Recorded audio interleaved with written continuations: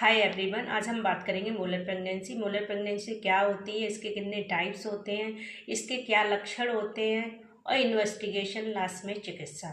Molar pregnancy benign disease of trophoblast with malignant potential. Molar pregnancy को हम 2 types में divide करते हैं, जेस्टेशन ट्रोपोब्लास्टिक डिजीज, दूसरा जेस्टेशन ट्रोपोब्लास्टिक नियोप्लाज्म।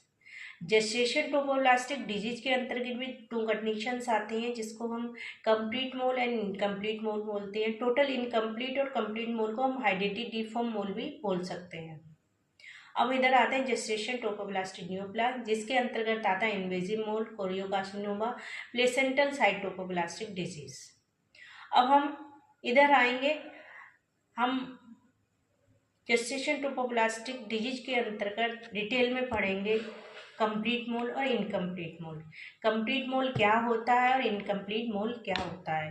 कंप्लीट मोल में क्या होता है, empty ova fertilize by single sperm. इस चीज को बहुत ध्यान देना, empty ova fertilize by single sperm is called complete mole. दूसरा इनकम्प्लीट मोल में single ova fertilize by 2 sperm, single ova fertilize by 2 sperm is called incomplete mole. अब हम आते हैं स्पर्म की काउंट पर।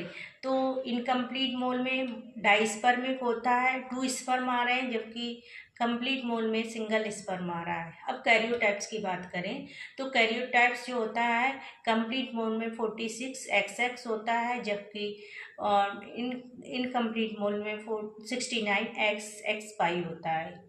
इसमें 46XX क्यों होता है, आप ये कहेंगे कि इसमें 46XX क्यों हो रहा है, क्योंकि इसमें क्या हो रहा है कि इसमें एंटाई जेनेटिक मटेरियल होता है, जो कि सिंगल स्पर्म होता है, वो डुप्लीकेट होकर डबल हो जाता है, तो 46XX बन जाता है, जिसको हम एंड्रोजेनेसिस बोलते हैं।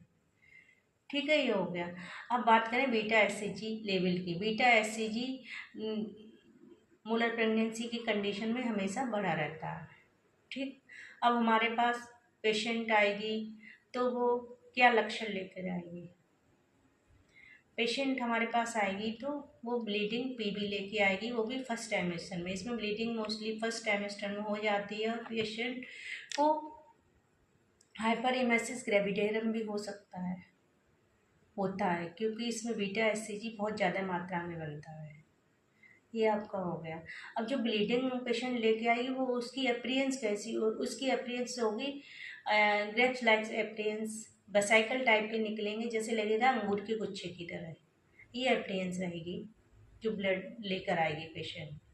अब हम उसमें इन्वेस्टिगेशन क्या कराएंगे, investigation of TBS, ultrasound, USG, TBS कराएंगे, जिसमें आपको क्या मिलेगा।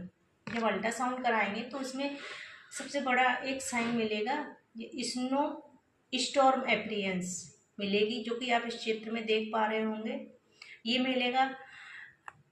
कंप्लीट मोल और इनकम्प्लीट मोल 2 स्थिति होंगी। कंप्लीट मोल में क्या रहेगा कि कोई फीटल पार्ट नहीं होगा, जबकि इनकम्प्लीट मोल में फीटल पार्ट होगा। ये होता है। अब हम इसमें इन्वेस्टिगेशन हो गया, लक्षण हो गए, और चिकित्सा क्या करेंगे। इसमें क्या करेंगे, ट्रीटमेंट सक्शन एंड इवोकेशन करेंगे, क्यूरेटाइज करेंगे, फिर उसको जांच के लिए भेज देंगे पैथोलॉजी के लिए, पैथोलॉजी में। ठीक, अब ट्रीटमेंट